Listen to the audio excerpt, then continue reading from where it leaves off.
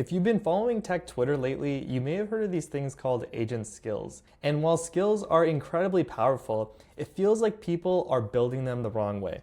But before we get into what I mean by that, let's first quickly go over what are skills and why are they so helpful for agents. Skills at their core are dynamic context for your AI agents.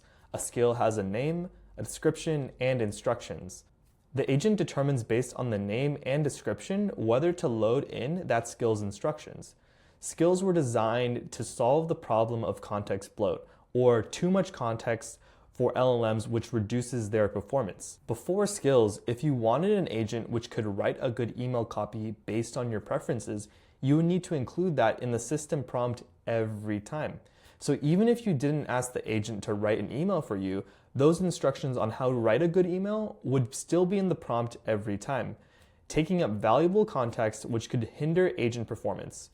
With skills, the agent loads in the instructions on how to write good emails only if it autonomously decides if it needs those instructions based on the name and description of the skill. In the context of coding agents like cursor agents, Codex, and Klein, a skill is pretty much a markdown file with the title SKILL.md that you can place inside a skills folder in your project.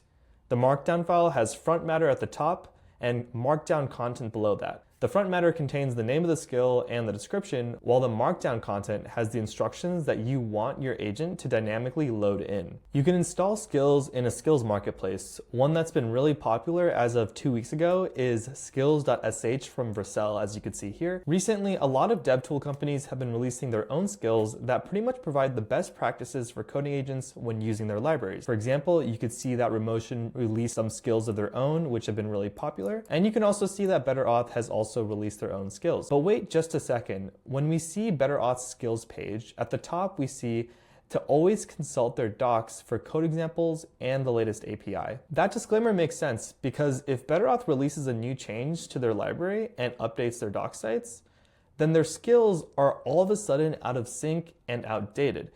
It seems like the wrong approach, yet people still write their skills this way.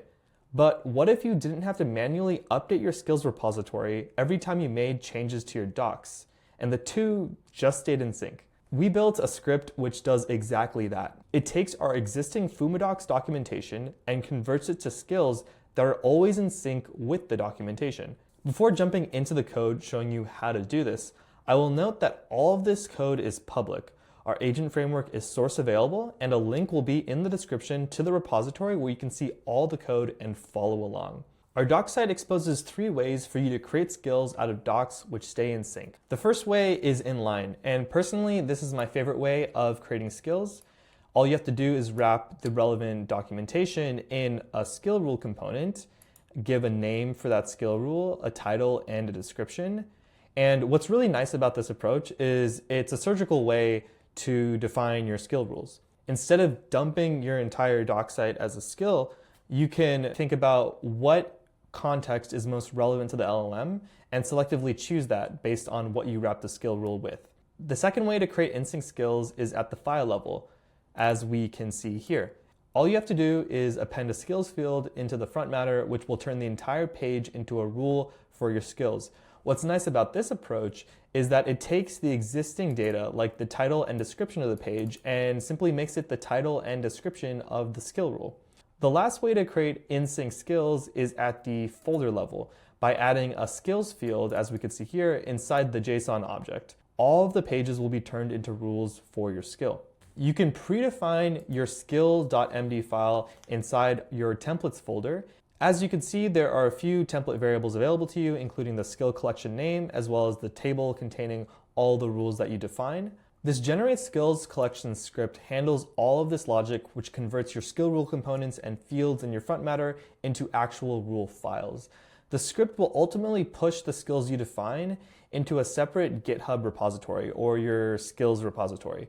Finally, we can see here in the published skills GitHub Actions workflow that our script runs whenever a change to our doc is detected, the skills template changes, or the script itself changes. The end product looks like this skill.md file where you can see all of our skill rules and you can see the reference table right here for all the skills that we created. And the best part is that all of these rules are in sync with your documentation. So we want to hear what you think. Is setting all of this up worth it for up-to-date skills? Did you learn anything from this video?